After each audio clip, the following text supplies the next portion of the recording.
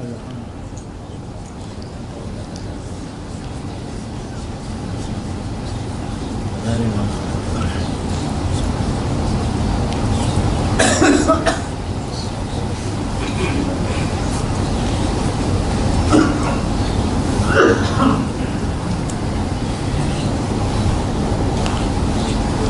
باللہ من الشیطان اللعین الرجیم بسم اللہ الرحمن الرحیم یا من ذکرہ شرف للذاکرین الحمدللہ رب العالمین والصلاة والسلام علی اشرف الانبیاء والمرسلین سید العرب والعجم جسمہ مقدس معطر مقدم نور الہدا مصباح الظلم شفیع الامم صاحب الجود والکرم مولانا ابی القاسم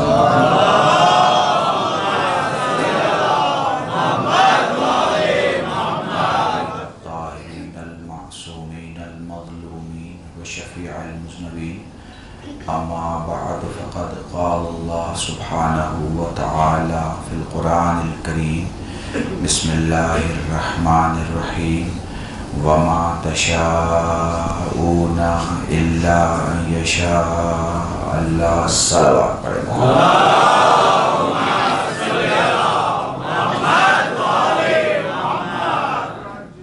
حضرات اس سے پہلے کہ میں مجلس شروع کروں آپ سے گزارش ہے آگے آ جائیں، میں بھی بہت جگہ تھوڑا تھوڑا میرے قریب آ جائیں اور میرے قریب آ جائیں کیمرے کی جگہ چھوڑ کے، کیونکہ ہم بہتر جانتے ہیں کہ یہ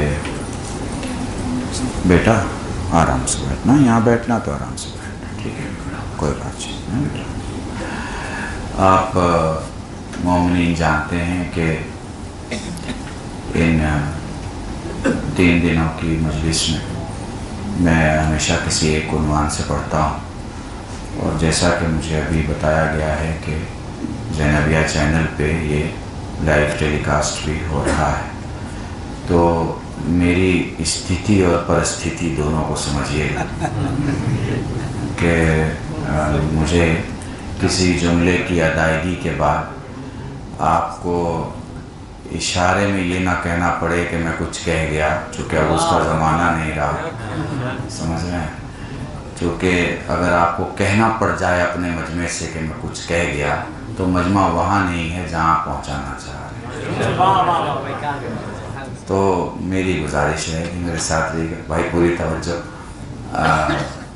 آپ بہتر جانتے ہیں میں کوئی 1.5 گھنٹے کی تقریر نہیں کرتا، میرا ایک سیٹل ٹائم ہوتا ہے 45 سے 50 منٹ، میکسیمم 55 منٹ، محرم کے مجلسوں میں شاید 1 گھنٹہ 5 منٹ میں پڑھتا ہوں، اس سے زیادہ نہیں جاتا، چونکہ اپنی سوچ یہ ہے کہ جو مولوی 45 منٹ میں آپ کو نہیں سمجھا سکتا وہ 2.5 گھنٹے میں بھی آپ کو نہیں سمجھا سکتا۔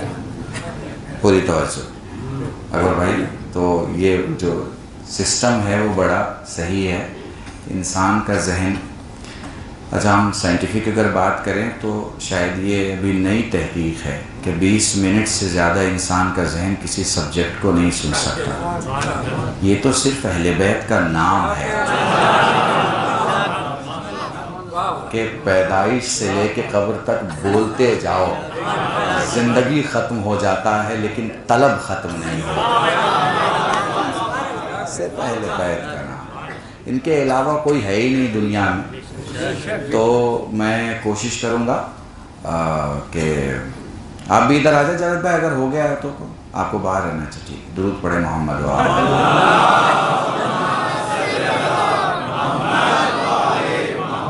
یہ جذبہ عزاداری ہم سب میں ہو اور ہم سب میں ہونا چاہیے۔ دیکھیے انسان دروازے پہ کھڑے ہو گئے، خدام کی حیثیت سے اہل بیت کے دروازے پر اگر کوئی کھڑا ہے تو یقین جانیے اہل بیت ضرور اس کے بارے میں کچھ نہ کچھ سوچیں گے، اہل بیت ضرور ہر اس انسان کے بارے میں جو ان کے بارے میں سوچتا ہے۔ یہاں میں نے سوچا ہے کہ میں معرفت ولایت پر آپ کے سامنے 3 دن گفتگو کروں۔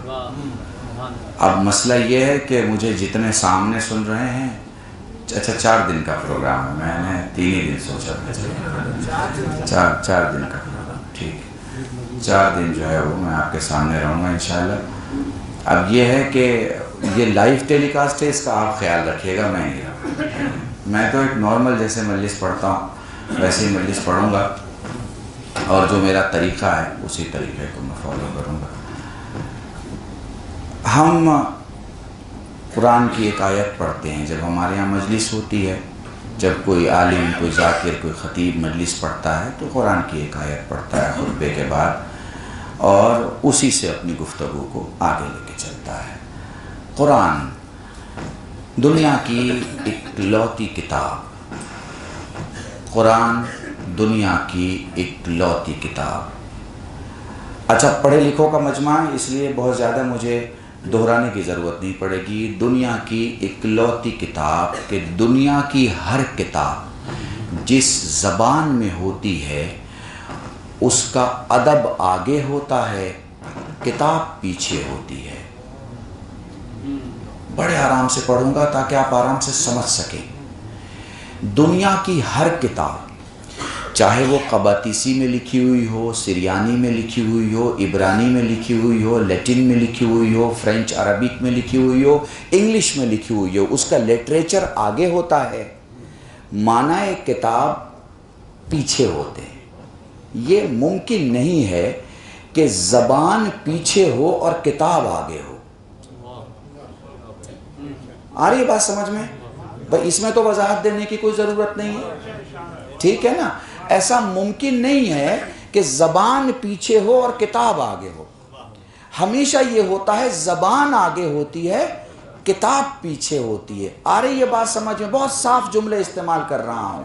الا قرآن، دنیا کی ہر کتاب زبان کے پیچھے ہوتی ہے، قرآن ایک اکلوتی کتاب ہے جس کے پیچھے زبان چلتی ہے۔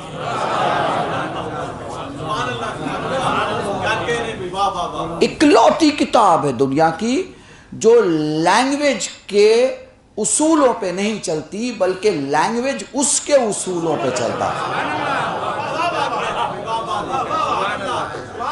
یعنی اگر جان عربی بیان کرنی ہے تو قرآن کا تو حوالہ دیا جا سکتا ہے، مگر قرآن کی جان عربی نہیں بنائی جا سکتی۔ میں کیا کہہ رہا ہوں آپ سے، بڑی سادی زبان استعمال کر رہا ہوں۔ آپ سمجھ رہے ہیں یہ پہلی اور آخری کتاب ہے جس کے پیچھے زبان چلتی ہے۔ اچھا، دنیا کی ہر کتاب آپ خریدیں، ہر کتاب، اس کتاب کی حکومت کبھی پڑھنے والے پہ نہیں چلتی۔ دنیا کی کوئی بھی کتاب آپ لے لیں، کتاب کی حکومت کبھی پڑھنے والے پہ نہیں چلتی۔ وہ جب چاہتا ہے پڑھتا ہے، جہاں سے چاہتا ہے پڑھتا ہے، ڈاکٹر صاحب جہاں سے چاہتا ہے کھولتا ہے، جب چاہتا ہے اٹھا کے رکھ دیتا ہے، جہاں چاہتا ہے اٹھا کے رکھ دیتا ہے۔ الا قرآن، الا قرآن۔ میں آپ کو پہلے ان 3 دنوں 4 دنوں کی مجلس کے لیے آمادہ کر رہا ہوں۔ الا قرآن کہ دیکھیے قرآن جیسے ہی آپ نے چھونے کی کوشش کی اس نے کہا طاہر ہے کہ نہیں۔ آپ حکومت دیکھیے، آپ حکومت دیکھیے، قرآن کی پڑھنے والے پہ حکومت کیا ہے۔ وہ پوچھتا طاہر ہے کہ نہیں، اب آپ لے کے بیٹھے، اس نے کہا قبلہ رخ ہے کہ نہیں، ٹھیک ہے۔ اب آپ نے زور سے پڑھنا شروع کیا، یعنی جلدی پڑھنا شروع کیا، اس نے کہا ٹھہر کے پڑھ۔ آپ ٹھہر گئے، آپ نے دھیرے سے پڑھنا شروع کیا، اس نے کہا ٹھہر جا۔ اب جو لوگ تجوید سے اور علم قراءت سے واقف ہیں وہ بالکل سمجھ جائیں گے کہ میں کیا کہہ رہا ہوں۔ آپ چلے، اس نے کہا ٹھہر۔ آپ نے پوچھا کتنا ٹھہروں، تو اس نے کہا 1 سانس لے۔ دوسری جگہ اس نے کہا پھر ٹھہر۔ آپ ٹھہر گئے، اس نے کہا سانس مت ٹوٹنے دے۔ یعنی صرف پڑھنے والے پہ حکومت نہیں، اس کی سانسوں پہ بھی حکومت ہے۔ میں کیا کیسے سمجھاؤں آپ، میں نے پورا جملہ کہہ دیا آپ کے ساتھ، اس کی سانسوں پہ بھی حکومت ہے۔ آپ نے سورہ کے شروع میں کہا بسم اللہ، اس نے کہا یہ ہر جگہ نہیں ہے، یہ سورہ براء ہے، یہاں بسم اللہ نہیں ہے۔ اس نے کہیں آپ سے بسم اللہ بلوایا، کہیں آپ کو رکوایا۔ حکومت دیکھیے، آپ حکومت دیکھیے۔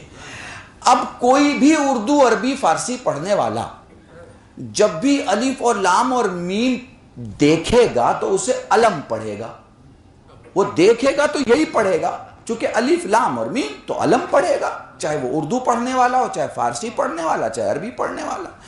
مگر پہلے پارہ، پہلی سورہ، پہلی آیت، پہلی سطر، پہلا جملہ اور پہلا حرف۔ اب اس نے جیسے ہی الف کہا، اس نے کہا دیکھ یہ تیری الف نہیں ہے، یہ میری الف ہے۔ تو پروردگارہ اگر تیری الف ہے تو پھر اسے کیسے پڑھے؟ کہا کھینچ کے پڑھ، 4 الف کے برابر۔ تو آپ نے کہا الف لام میم، یہی قرآن تھا، یہی الف لام میم تھا، اور 30واں پارہ تھا۔ اب آپ نے اس الف کو کھینچا، اس نے کہا نہیں نہیں نہیں نہیں، یہ ملا کے پڑھ، وہ الگ کر کے پڑھ، اسے علم نشرح لکا، یہ وہی الف ہے، وہی لام ہے، وہی میم ہے، اسے الگ کر کے پڑھوایا، اسے ملا کے پڑھوایا۔ پروردگارہ یہ ملا کے ادھر پڑھوا رہا ہے، ادھر الگ کر کے پڑھوا رہا ہے، ادھر والی بات ادھر نہیں ہو سکتی۔ کا کرنی، یہ میرا قرآن ہے، اس پہ میری حکومت ہے، اس کے حرف حرف پہ میری حکومت ہے، اور اس کے حرف حرف کی طاقت یہ ہے کہ وہ تجھ پہ اپنی حکومت چلاتا ہے، وہ تیرے ماتحت نہیں ہے۔ پروردگارہ تو سمجھانا کیا چاہتا ہے؟ شاید آواز آئے کہ سوچ کہ حرفوں پر جب ایسی حکومت ہے جس پر کسی کا کوئی بس نہیں چلتا، تو آج میں آپ کو سمجھا پاؤں، یا پھر اسے خطابت کے جملے استعمال کر رہا ہوں کہ سوچ قرآن اٹھا کے دیکھ، جنہیں میں ملا دوں اسے تو الگ نہیں کر سکتا، اور جسے میں الگ کر دوں اسے تو ملا نہیں سکتا، ہے نا؟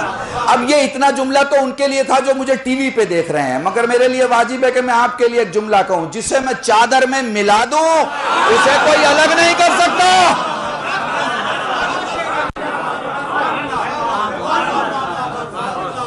سمجھ رہے ہیں؟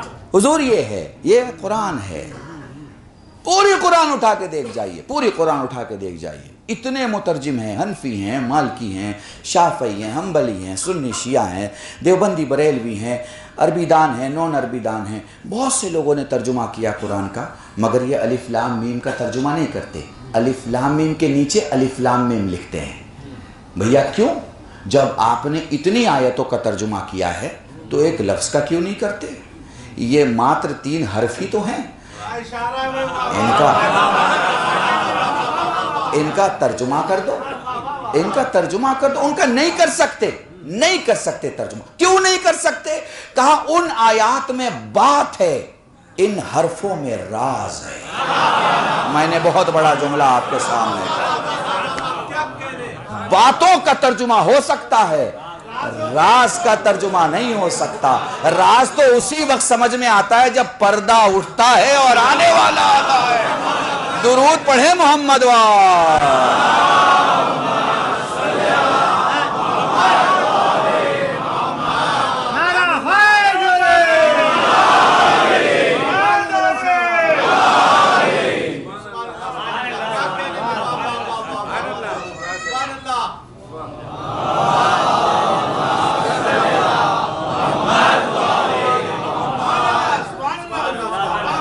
ٹھیک ہے؟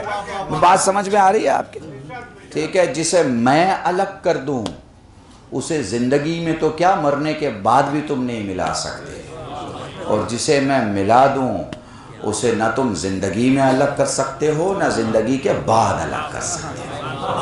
آج مسلمانوں کے درمیان بہت سارے نام ہیں، لیکن 5 نام ایسے ہیں جن کے بعد وہ پاک لگاتے ہیں۔ پنجتن پاک۔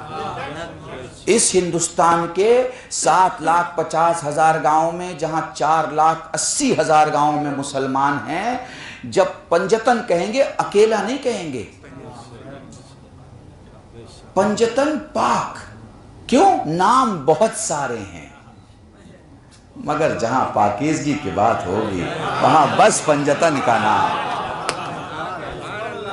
پنجتن کا نام ہو۔ ٹھیک ہے؟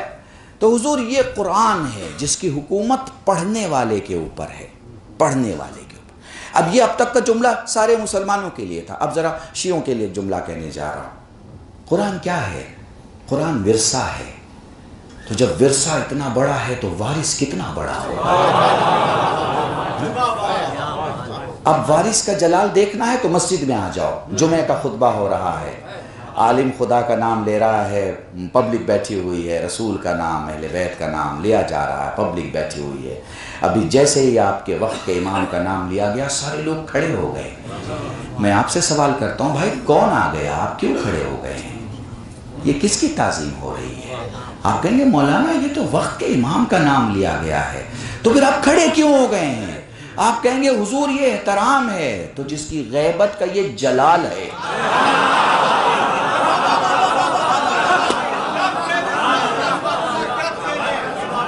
تو ظہور کا کیا کمال ہوگا؟ درود پڑھیں محمد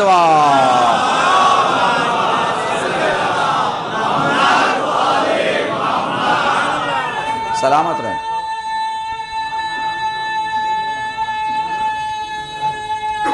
سلامت رہیں۔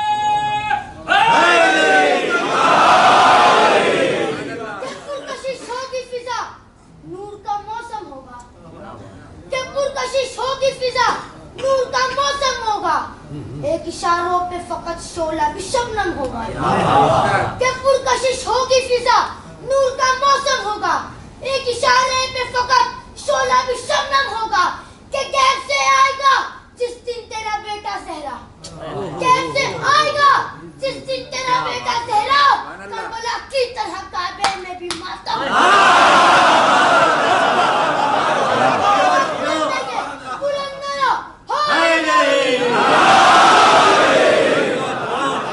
ماشاءاللہ۔ سلامت رہو، سلامت جیتے رہو۔ ہاں مولا سلامت رہو۔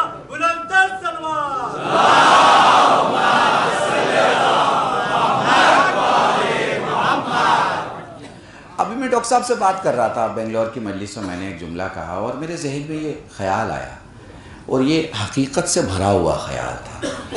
آپ کو پتہ ہے جب کوئی بڑا لیڈر آتا ہے، اس لیڈر کے آنے کے پہلے بھیڑ جمع ہو جاتی ہے، دیکھا ہے نا آپ نے؟ ایسا نہیں ہوتا کہ لیڈر آ کے سارا دن بیٹھا رہتا ہے پھر دھیرے دھیرے بھیڑ آتی ہے، ایسا تو نہیں ہوتا نا۔ پہلے بھیڑ جمع ہو جاتی ہے، وہ گراؤنڈ یا وہ پارک یا وہ میدان یا وہ اسٹیڈیم جہاں بھی ہوتا ہے پہلے مجمع جمع ہو جاتا ہے، پھر مجمع جمع ہونے کے بعد دھیرے دھیرے لوگ آنا شروع ہو جاتے ہیں، پھر اس کے بعد وہ آتا ہے جس کے سبب مجمع جمع ہوا ہے۔ سمجھ رہے ہیں آپ میری بات کو؟ بہت بڑا جملہ کہنے جا رہا ہوں اللہ کی قسم۔ آخر میں وہ آتا ہے جس کے سبب مجمع جمع ہوا ہے۔ یہ 5-6 سالوں میں جو کربلا میں مجمع سن رہے ہو نا کہ اس سال 2 کروڑ آ گیا، اس سال 4 کروڑ آ گیا، اس سال 6 کروڑ آ گیا، یہ کوئی آنے والا ہے جس کا مجمع جمع ہو رہا ہے۔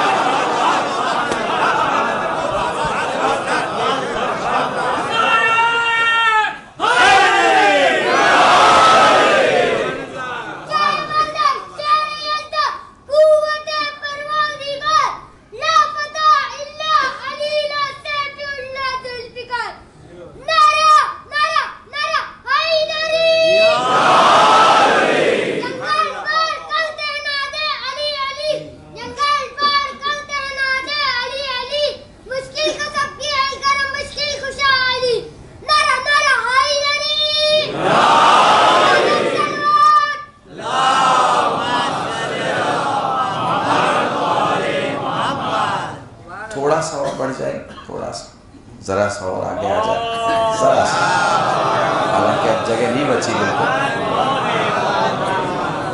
بالکل جگہ نہیں بچی ہے۔ میں محسوس کر سکتا ہوں، معذرت آپ لوگوں سے، مومنین سے، کہ آپ پریشان ہو رہے ہیں، مگر ان زحمتوں کا بدلہ آپ کو یہاں سے لے کے محشر تک ملے گا۔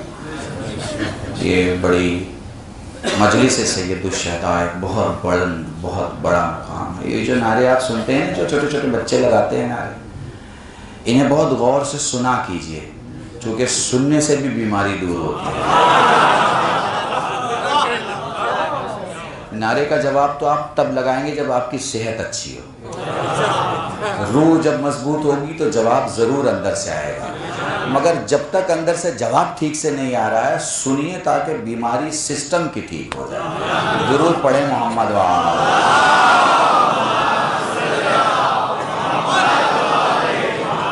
اچھا آپ جملہ سن لو مجھ سے، دیکھیں آپ یہ جو نعرے لگتے ہیں، یہ بچے جوان یہ جو نعرے لگاتے ہیں یہ ایسے ہی نہیں لگاتے، ان کی ماؤں نے، ہماری ماؤں نے ہمیں اس طرح سے یہ علم پرویا ہے. پتہ نہیں آپ اس لفظ کو محسوس کر پا رہے ہیں کہ نہیں کرتے. یہ علم اس طرح سے ہماری ماؤں نے پرویا ہے ہمارے اندر، اس طرح سے ہمارے اندر اتارا ہے کہ 1400 برس کے اندر بادشاہوں نے بے پناہ ظلم کیے ہیں، بے پناہ ظلم کیے ہیں. بھئی اس سے بڑا ظلم کیا ہو سکتا ہے کہ کسی کو زیارت کرنا ہے تو اس کو ہاتھ کٹوانا ہوگا، کسی کو زیارت کرنا ہے تو اسے پاؤں کٹوانا ہوگا، 2 لوگوں کو زیارت کروانا ہے تو اپنے ایک آدمی کی گردن دینی ہوگی. اس سے بڑا ظلم تو آپ سوچ بھی نہیں سکتے، ہیومن ہسٹری میں اس سے بڑا ظلم ہو ہی نہیں سکتا. 1400 برس بادشاہوں کے ظلم نے اپنی انتہا توڑ دی، مگر ہماری ماؤں نے مولا کا نام کبھی نہیں بدلا. اپنے بچے کو یہی سکھایا کہ بیٹا علی نام یاد رکھ، ٹھوکر لگے تو بلانے میں دیر ہوگی، اس کے آنے میں دیر نہیں.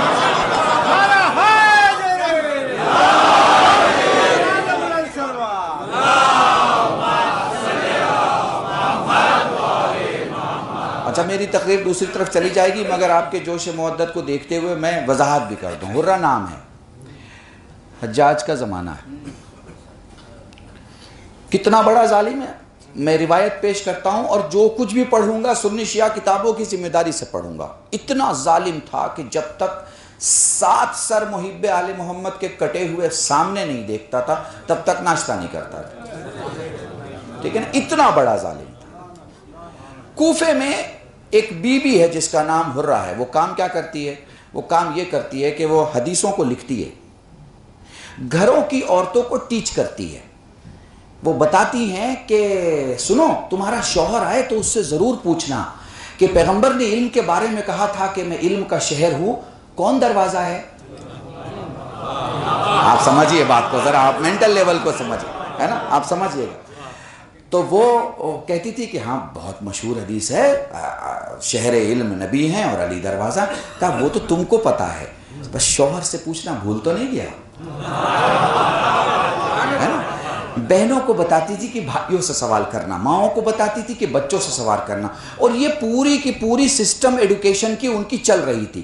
اتنی زیادہ چلی کہ سی آئی ڈی نے رپورٹ کیا اور حجاج سے کہا کہ اگر یہ اسی طرح اپنا کلاس چلاتی رہی تو پھر تیری حکومت کو خطرہ ہو سکتا ہے. اس نے اپنے 2 لوگ بھیجے کہ حجاج نے بلایا ہے. حرہ کہتی کہ جا چلا جا، میں آ جاؤں گی. پولیس نے ان کو گرفتار نہیں کیا چونکہ معلوم تھا کہ یہ علی والا ہے، علی والی ہے، جھوٹ نہیں بولے.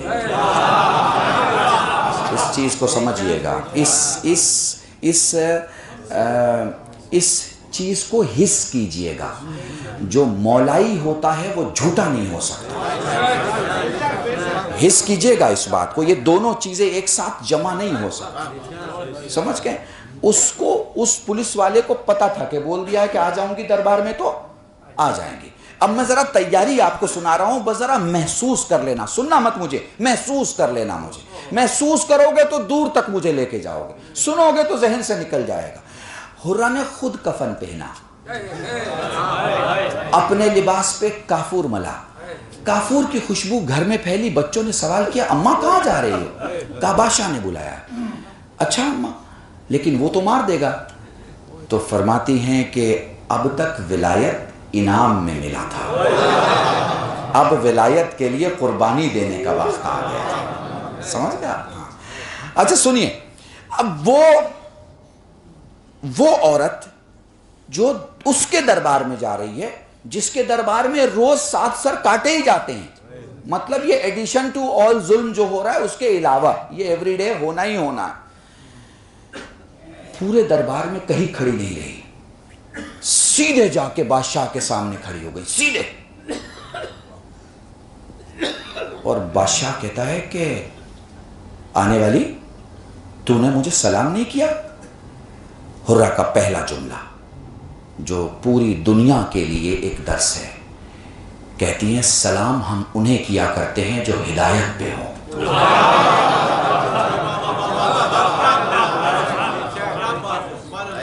جو ہدایت پہ ہوں ہم ان کی سلامتی کی دعا کیا کرتے ہیں. اس نے پلٹ کے کہا کہ سنا ہے میں نے کہ تم علی کا تذکرہ کرتی ہو. کہا زمین و آسمان میں اس سے بہتر کوئی تذکرہ ہے تو بتا. یہ بہت آسان ہے، میں آپ کے بیچ پڑھ رہا ہوں، آپ سن رہے ہیں، ہم الحمدللہ ہم لوگ ہندوستان میں، بہت آسان ہے. کمال یہ ہے کہ موت سامنے ہو اور پھر بھی زبان نہ رکے، پھر بھی زبان، کوئی مصلحت نہیں، کوئی سمجھوتا نہیں، کوئی ڈپلومیسی نہیں، کٹ ٹو کٹ بات جس کو کہتے ہیں نا، پوائنٹ ٹو پوائنٹ. سامنے بادشاہ ہے، اس کے سامنے ہو رہا ہے. بادشاہ کو سلام نہیں کیا، ہم جو ہدایت پہ ہوتے ہیں انہیں سلام کرتے ہیں. سنا ہے کہ علی کی تعریف کیا کرتی ہو. کہ زمین و آسمان کے درمیان کوئی ہے تو بتا، اس سے بہتر کوئی نام ہے تو بتا. سنا ہے کہ اصحاب کرام سے بڑھ کے عظمت بتاتی ہو. ہورا کہتی ہے کہ نہیں نہیں نہیں، جھوٹ بول رہا ہے. تو میں اصحاب سے بڑھا کے عظمت علی کی نہیں بتاتی. وہ پلٹ کے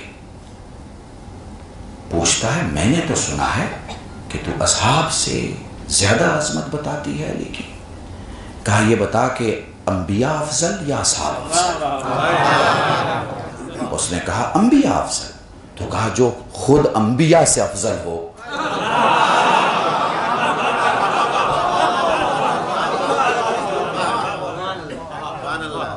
جو خود انبیاء سے افضل ہو، بھلا اس کا مقابلہ میں اصحاب سے کیسے کروں گی؟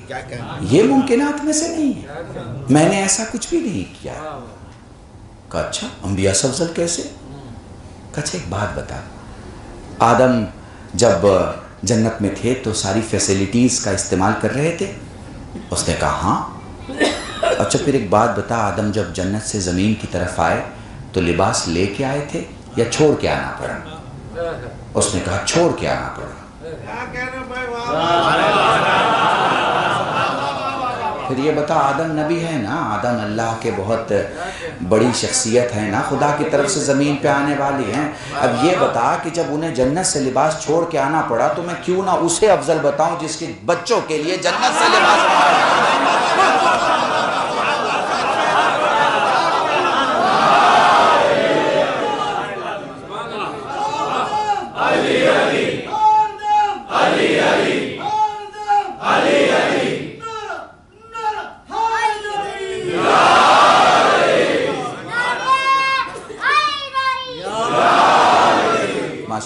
ملائیوں کا مجمع ہے. بس میں ایسے جلدی جلدی بڑھتا چلا جا رہا ہوں، لیکن ایک گزارش کے ساتھ کل ذرا وقت کی پابندی کیجیے گا. میرے خیال سے کتنے بجے؟ 9 بجے ایگزیکٹ 9 بجے مجلس شروع ہو جائے گی، اور انشاءاللہ آپ اگر پہلے سے آ جائیں گے تو زیادہ بہتر رہے گا تاکہ وقت سے مجلس ختم ہو سکے. تو حضور یہ جو ہم یہ بچے جو نعرے لگاتے ہیں نا، یہ انہیں ان ماؤں نے پالا ہے کہ جن کے دماغ اور دل پر کبھی بادشاہت کا خوف طاری نہیں ہوا. زمانہ کوئی بھی رہا ہو، ہمارا مولا تب بھی علی تھا اور ہمارا ہم اس بات پر کبھی سمجھوتا نہیں کرتے اور نہ ہی اس بات پر کبھی سمجھوتا کرنے والے ہیں. تو حضور یہ ایک بات اور بیچ میں آ گئی ہے میرے ذہن میں.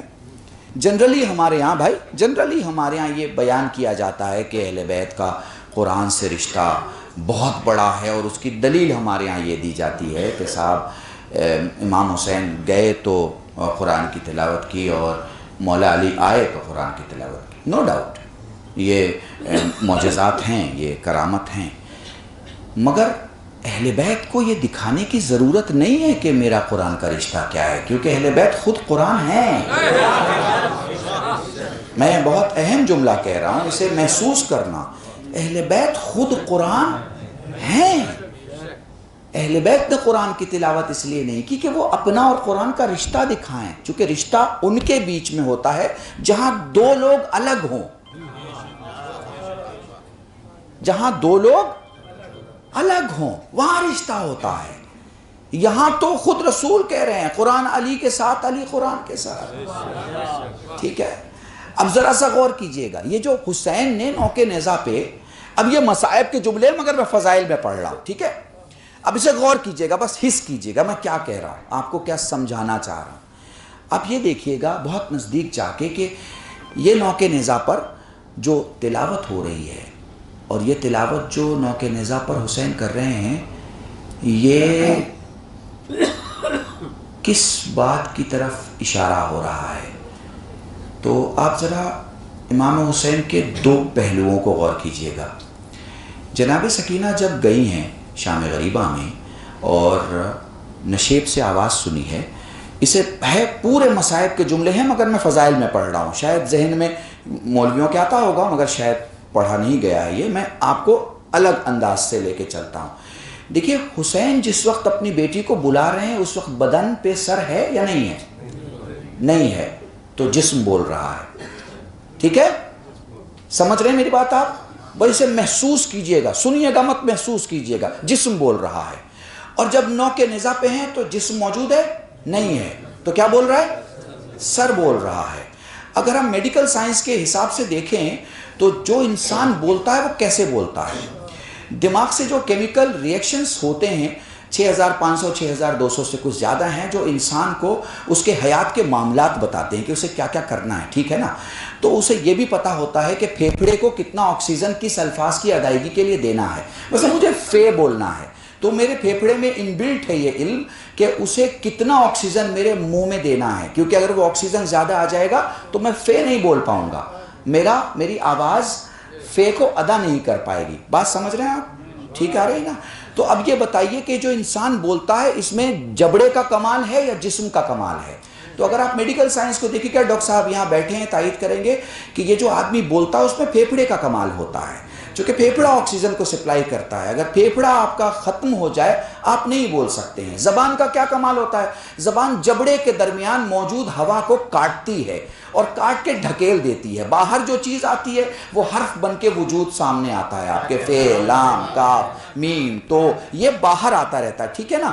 اب آپ کی بات سمجھ میں آ رہی ہے؟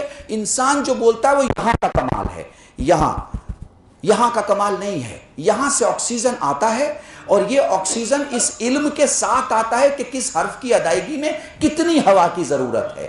اتنا باریک احساس بھی حفظ ہے اللہ کے اس جسم میں، ٹھیک ہے نا؟ اب ذرا میری طرف واپس آؤ۔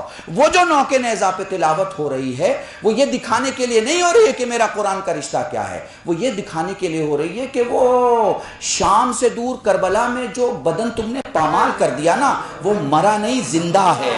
میں نے بہت بڑا جملہ کہا آپ کو۔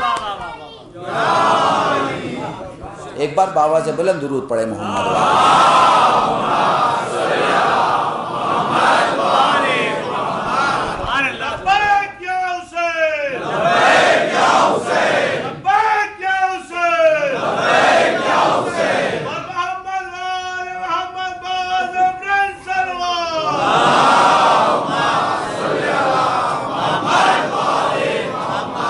اندازہ رہا آپ کو؟ تو حضور یہ ہے حسین کی زندگی، وہ جو جسم مطہر ہے وہ بھی بول رہا ہے اور وہ جو سر ہے وہ بھی بول رہا ہے۔ یہ ان کے زندہ ہونے کی دلیل ہے، تم ہمیں مردہ نہ سمجھو۔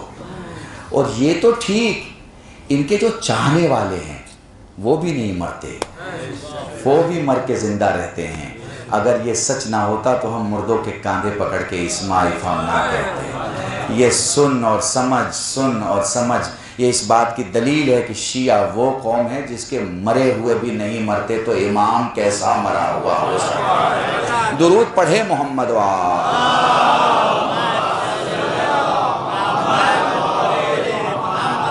تو حضور یہ خود قرآن ہیں۔ اب آپ کے یہاں ایک جملہ بولا جاتا ہے، خاموش قرآن اور بولتا ہوا قرآن۔ اب میں عام زبان میں اگر کہوں تو یہ کہ آپ مثلا آج ڈاکٹر صاحب نے بتایا کہ ہم ترجمے سے قرآن کو سمجھتے ہیں، مولانا ہمیں عربی تو آتی نہیں، تو بالکل آپ نے قرآن کیسے سمجھا؟ ترجمے سے سمجھا، ٹھیک ہے نا؟ آپ آگے بڑھیں گے تو وہ ترجمہ کیسے سمجھیں گے؟ تفسیر سے سمجھیں گے۔ تو اب اسے آپ ایسے سمجھیے کہ قرآن کا ترجمہ اہل بیت ہیں، اہل بیت کی تفسیر قرآن ہے۔ اور اب تھوڑا سا علمی گفتگو اور کچھ جوانوں کے لیے اور ربط مسائل، پوری توجہ چاہیے۔ اب یہ قرآن کی ایک آیت آپ کے سامنے آئی، قرآن کی ایک آیت آپ کے سامنے آئی، اس کے 4 وجود ہیں، ٹھیک ہے؟ قرآن کی آیت کے 4 وجود ہیں۔ اگر ایک مسلمان پڑھ رہا ہے تو اس کے لیے آیت ہے، ایک مسلمان پڑھ رہا ہے تو اس کے لیے آیت ہے، ایک مومن پڑھ رہا ہے تو اس کے لیے اشارت ہے، اگر نبی پڑھ رہا ہے تو اس کے لیے لطائف ہے، اور اگر اہل بیت پڑھ رہے ہیں تو ان کے لیے حقیقت ہے۔ پتہ نہیں مجھے پوری ایک مجلس چاہیے ان 4 چیزوں کو سمجھانے کے لیے، میں نے بہت کم وقت میں آپ کے سامنے پیش کر دیا۔ پڑھنے والے کے لیے بس آیت ہے اگر وہ صرف مسلمان ہے، مگر اگر وہ مومن ہے تو اس کے لیے اشارت ہے۔ کیسے؟ جیسے ہی میں نے انما یرید اللہ کہا، ایک مومن سمجھ گیا کسی چادر کا تذکرہ ہو رہا ہے اور چادر میں جمع ہونے والوں کی بات ہو رہی ہے۔ جیسے ہی میں نے کہا یا ایھا الرسول بلغ، ایک مومن سمجھ گیا کہ یہ 1.25 لاکھ مجمع کی بات ہو رہی ہے اور یہ نعرہ ولایت کی بات ہونے والی ہے۔ ٹھیک ہے نا، یہ اشارت ہے۔ وہ آخری جملہ سن لیجئے اور 1-2 باتیں، یہ اشارت ہے۔ مومن جب آیتیں سنتا ہے تو اسے پتہ چل جاتا ہے، اچھا یہ میرے مولا کے سونے کی بات ہے، اچھا یہ میرے مولا کے جاگنے کی بات ہے، اچھا یہ میرے مولا کے رکوع کی بات ہے، اچھا یہ میرے مولا کے سجدے کی بات ہے، اچھا یہ میرے مولا کے بڑھ بڑھ کر حملہ کرنے کی بات ہے، اچھا یہ میرے مولا کے گھوڑے کی بات ہے، اچھا یہ میرے مولا کے ذوالفقار کی بات ہے، اچھا یہ میرے مولا کے زکوٰۃ کی بات ہے، اچھا یہ میرے مولا کے دین کی بات ہے، اچھا یہ میرے مولا کی ولایت کی بات ہے۔ آپ سمجھ رہے ہیں، جب مومن سنتا ہے نا قرآن کو، جب مومن سنتا ہے قرآن کو تو اس کے لیے اشارت ہے۔ اور یقین جانیے جب مومن غدیر کو سنتا ہے نا تو 1400 برس ہو گئے ہیں، ہم نے غدیر نہیں دیکھا مگر مولا آج بھی دکھائی دیتا ہے۔ پتہ نہیں میرا جملہ سمجھ پاؤ کہ نہیں سمجھ پاؤ، اللہ جانے تمہارے دلوں تک میرا جملہ پہنچ رہا ہے کہ نہیں پہنچ رہا ہے۔ اور ابھی میں نے ایک جملہ کہا تقریر میں کہ سنا ہے کہ ہوائی جہاز کے 10 گھنٹے کا سفر 1 گھنٹے میں سائنسداں کرانے کی کوشش میں ہیں، اور سنا ہے کہ اب میڈیکل دنیا میں ایک ایسا ریگولیشن آنے والا ہے کہ لائٹ اینڈ کلر تھیراپی سے علاج ہونے والا ہے۔ ڈاکٹر صاحب اگر میں غلط ہوں تو آپ مجھے صحیح کر سکتے ہیں۔ سنا ہے کہ ترقی اتنی بڑھ چکی ہے کہ الگ الگ قسم کی ڈیوائس بنائی جا رہی ہے۔ سنا ہے کہ ٹیلی کمیونیکیشن چھیتر میں ایک ایسا ریگولیشن آنے والا ہے جس میں وہ ایک ایسی ڈیوائس بنانے والے ہیں ساری دنیا کے ٹیلی کام کے انجینئرز مل کے اور سائنٹسٹ مل کے، کہ جس میں ہواؤں سے، فضاؤں سے، خلاؤں سے الگ الگ زمانے کی آواز کو کیچ کر لیں، ریکارڈ کر لیں اور سنیں کہ یہ لیٹن میں بولی گئی، یہ اریتاتیس میں بولی گئی، یہ روم میں بولی گئی، یہ مکہ میں بولی گئی، یہ مدینہ میں بولی گئی۔ اگر یہ سچ ہے تو میں شیعوں کی آدھی دولت لکھنے کو تیار ہوں، مجھے بس غدیر کی آواز سنا دینا کہ محمد کیسے بلا رہے تھے، علی کیسے آ رہے تھے۔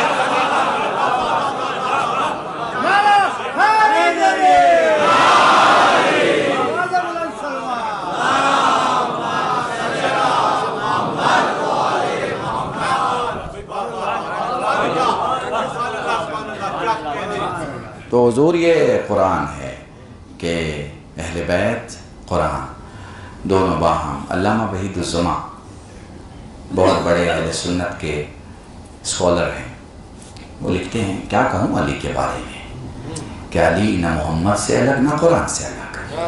ہاں آپ یہ یقین رکھیے میں جو بھی پڑھوں گا ذمہ داری کے ساتھ پڑھوں گا۔ علی نہ محمد سے الگ نہ قرآن سے الگ۔ علی کو دیکھا تو خدا کے گھر میں، علی کو پایا تو نبی کے گھر میں۔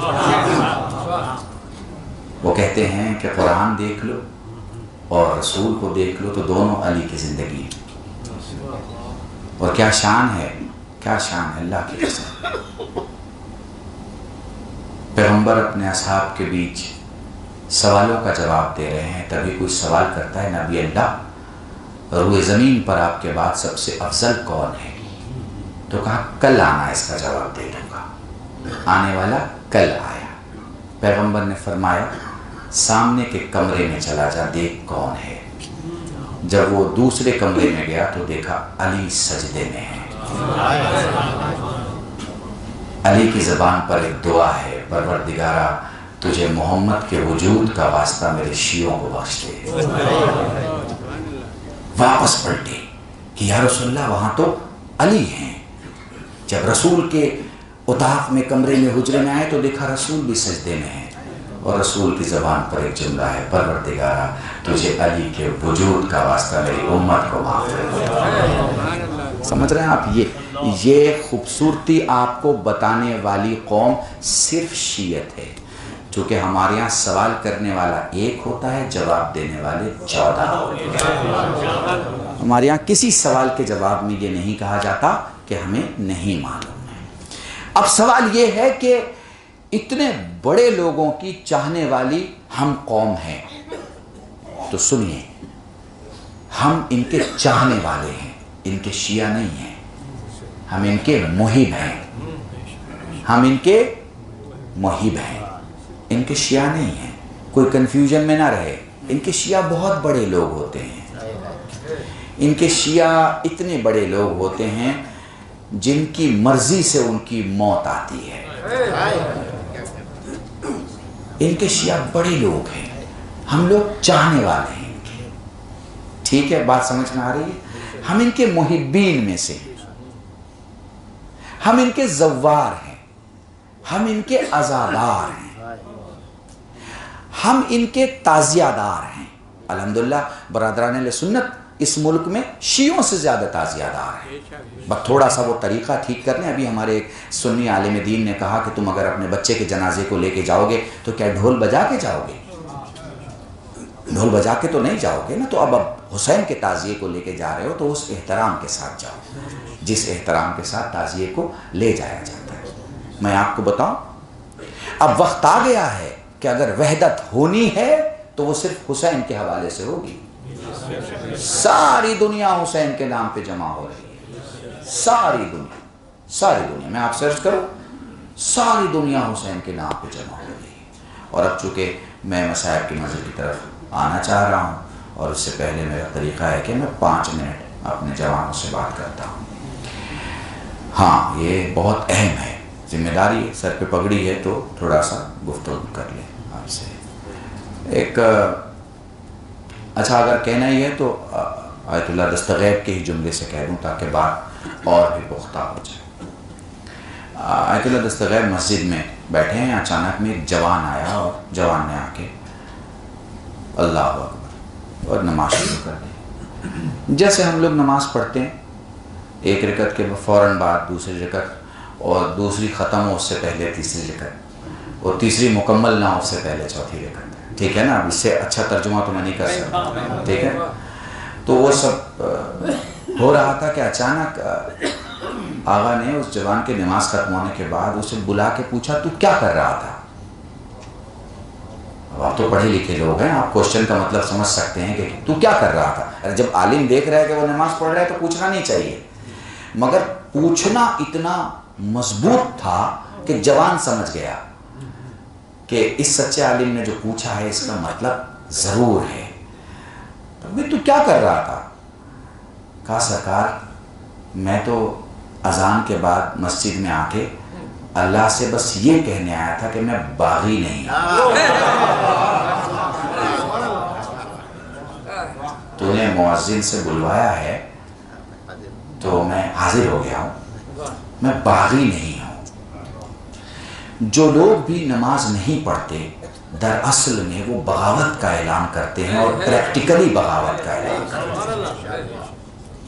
میں کوئی حوالہ نہیں دوں گا آپ کو کہ آپ نماز پڑھیں گے تو امام حسن خوش ہو جائیں گے اور امام حسین خوش ہو جائیں گے اور ائمہ خوش ہو جائیں گے اور یہ ہو جائے گا اور وہ ہو جائے گا، اور یہ سنیے میں آپ کو یہ حدیث سنا رہا ہوں اور یہ قول سنا رہا ہوں۔ نہیں، ایک نارمل سا فلسفہ سمجھ لیجئے۔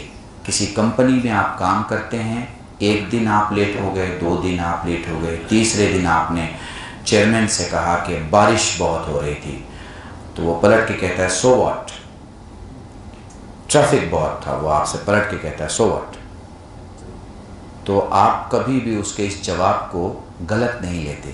آپ یہ کہتے ہیں صاحب کمپنی اس کی ہے، تنخواہ دے رہا ہے، سنبھال کے رکھا ہوا ہے، بچے پال رہا ہوں میں، گھر چلا رہا ہوں میں، اتنے بڑے شہر میں جی رہا ہوں، عزت کی روٹی کھا رہا ہوں میں، اتنا تو اس کا حق بنتا ہے کہ وہ مجھے بلائے اور میں وقت پہ جاؤں۔ اللہ اکبر، اللہ اکبر، اس سے پیارا انداز میرے پاس نہیں ہے، اس سے پیارا انداز میرے پاس نہیں، اتنا تو اس کا حق بنتا ہے۔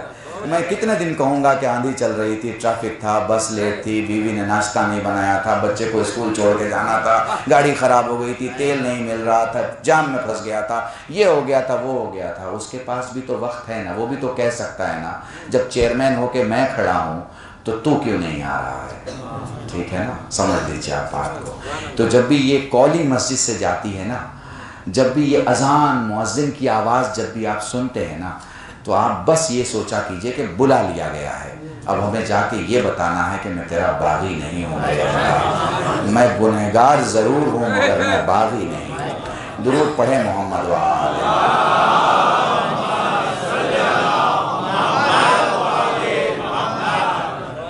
جی میرے دوستو، بس یاد رکھیے گا یہاں کوئی مقابلہ نہیں ہے، کسی چیز کا کسی چیز سے کوئی مقابلہ نہیں ہے. ہمارے یہاں خطبہ میں بھی کمپریزن فوراً شروع ہو جاتا ہے، نماز اور حسین اور عزاداری اور یہ اور وہ، اس سب کی کوئی ضرورت نہیں ہے. خدا نے جسے جہاں رکھا ہے اسے آپ رہنے دیجئے. حسین بہت بلند چیز ہے، حسین بہت بلند چیز ہے، لیکن حسین نے بتایا کہ وہ سجدہ شکر جو حسین نے کیا، وہ سجدہ شکر. اور میں کیسے بتاؤں آپ لوگوں کو؟ پتہ نہیں آپ نے کبھی سوچا کہ نہیں سوچا. آپ سجدہ شکر کرتے ہیں تو آپ کیسے سجدہ شکر کرتے ہیں؟ پہلے اپنا سر زمین کی طرف لے جاتے ہیں، اس کے بعد پھر اپنے رخسار رکھتے ہیں دائیں طرف بائیں طرف. ٹھیک ہے نا، ذہن میں آ رہا ہے آپ کے؟ اب آپ سوچئے کہ جب حسین کی گردن کٹ رہی تھی تو اس وقت حسین سجدہ شکر کر رہے تھے. پھر سجدہ شکر میں حسین نے اپنی گردن داہنے میں گھمائی ہے اور بائیں میں گھمائی ہے. ایسی حالت میں گھمائی ہے جب ضرب لگ رہی ہے. کوئی نہیں گھما سکتا، کوئی بھی. مجھے نہیں پتا اس نظریے سے آپ نے کبھی مصائب سنا ہے نہیں سنا ہے، میری بس ذمہ داری ہے آپ تک پہنچانا. میں مجلسوں میں اپنے مجمع سے کبھی نہیں کہتا ہوں کہ فلاں کا واسطہ رو اور فلاں کی قسم رو. میرا کام آپ کو رلانا نہیں ہے، میرا کام آپ کو روایت سنانا ہے. آپ کا رونا آپ جانے اور سیدہ جانے، آپ جانے اور لیلا جانے، آپ جانے اور کربلا جانے. جزاکم اللہ. خدا تمہیں کوئی غم نہ دے سوائے غم سید الشہداء کے. سید سجاد سے سائل سوال کرتا ہے مولا کیسے روئیں؟ فرمایا آنسو کا وہ قطرہ جو آنکھوں میں رہ جائے مومن کا، جو آنکھوں سے باہر آئے صالحین کا، جو داڑھی کے بال تکائے انبیاء کا، جو سینے کے بال تکائے ہم اماموں کا. سائل سوال کرتا ہے مولا جس میں آواز بلند ہو جائے. سجاد رو کے فرماتے میری دادی فاطمہ کا. اس لیے جب بھی رویا کرو بآواز بلند رویا کرو، یہ نہ دیکھا کرو تمہیں کون دیکھ رہا ہے. جزاکم اللہ، جزاکم اللہ. خدا تمہیں کوئی غم نہ دے سوائے غم سید الشہداء کی. تم سب صاحب اولاد ہو، مولا تمہاری اولاد کو سلامت رکھے. حسین کا ایک چاند جیسا بیٹا جس کا نام علی اکبر ہے. حسین بہت چاہتے ہیں علی اکبر کو. میں نے کتابوں میں روایتیں دیکھی،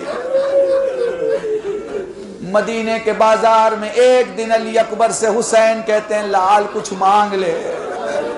بابا کوئی خواہش نہیں، جب بھی خواہش ہوتی ہے میری پھوپھی پورا کر دیتی ہے. بیٹا میری خواہش ہے مانگ لے. علی اکبر نے انگور مانگا، مدینے میں انگور کا موسم نہ تھا.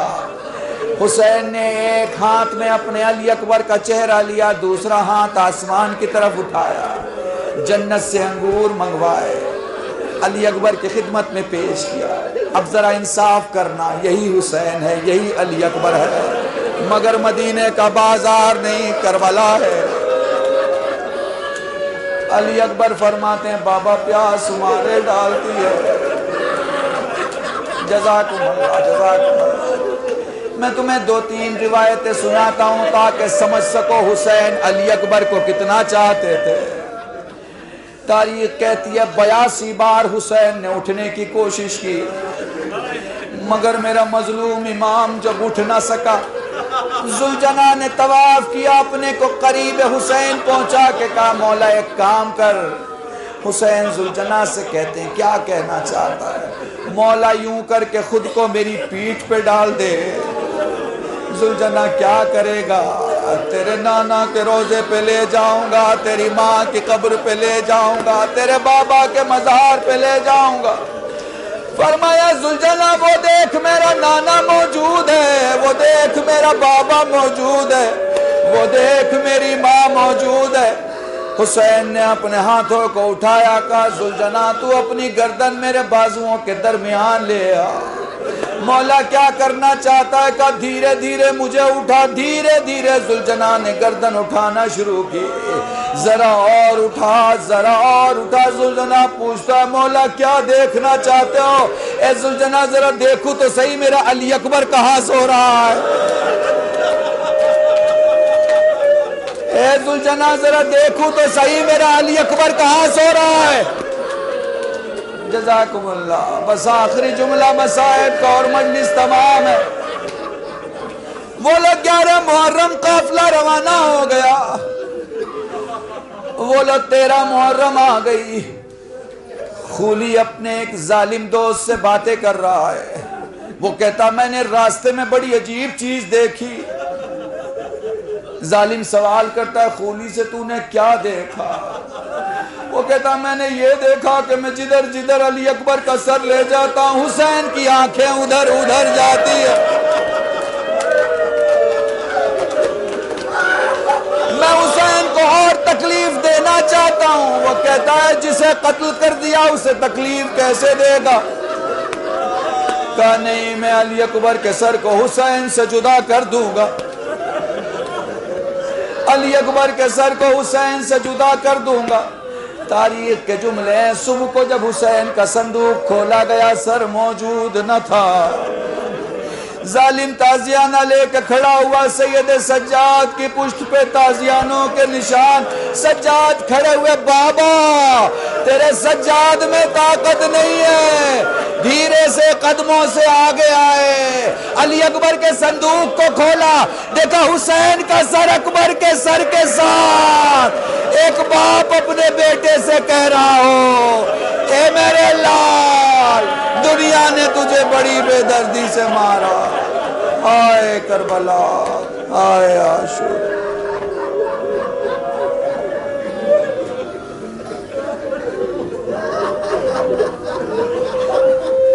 الا لعنت اللہ علی القوم الظالمین وسيعلم الذین ظلموا أي منقلب ينقلبون انا للہ وإنا إلیہ راجعون۔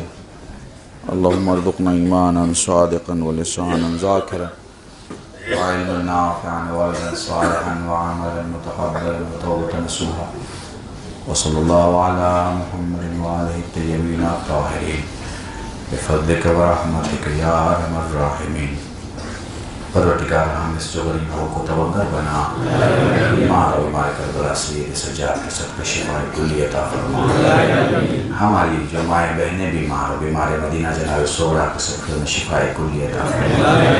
مرحومین و مرحومات کی مغفرت فرما، حضرت حجت کے ظہور میں تاجیل فرما، ہم سب کو ان کی ناصرین میں شمار فرما، ہمارے ان چند آنسوؤں کو بارگاہ زہرا میں شرف و قبولیت عطا فرما، الہی گناہوں کو معاف فرما، دعاؤں کو قبول فرما، ہم سب کو مل جل کے دین کی خدمت کرنے کی توفیق عطا فرما۔ جو لا ولد ہوں انہیں اولاد عطا فرما، جو اولاد والے ہوں کہ اولاد کو سیرت صالحہ سے عطا فرما۔ اس بڑے شہر میں جو رزق کے سلسلے سے آئے ہوں مولا انہیں کثیر برکت عطا فرما۔ الہی جو قرض میں ہوں ان کے قرض کو غیب سے عطا فرما، الہی جو قید میں ہوں انہیں رہائی عطا فرما، جو مشکلات میں ہوں ان کے مشکلات کو حل فرما، پرچم اسلام کو سر بلند فرما۔ دنیا میں جہاں کہیں بھی مسلمین بالخصوص شیعہ حیدر کرار ہوں ان کی جان مال عزت آبرو کی حفاظت فرما، گناہوں کو معاف فرما، دعاؤں کو قبول فرما۔ ربنا تقبل منا انک انت السمیع العلیم بحق محمد وآلہ الطیبین الطاہرین بفضلک ورحمتک یا